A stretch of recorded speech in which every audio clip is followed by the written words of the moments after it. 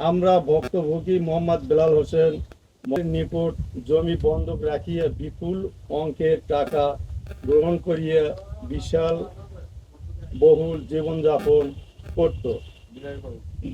বিলাসবহুল মধুপুর বাজারে মার্কেট নির্মাণ করিয়াছে।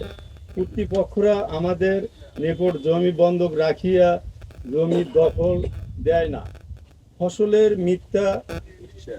ফসলের হিস্সা ও দেয় না। আমাদের কষ্টার্জিত টাকা আত্মসাৎ করিবার পায়ে তারা করিতেছে। এছাড়াও দুলাল চন্দ্র বর্মন তাহার পরিবার বর্গের সহযোগিতায় ইতিপূর্বে নিজে আত্মগোপনে থাকিয়া আমাদের বিরুদ্ধে গুমের মামলা দিবার পায়ে তারা করিয়াছে।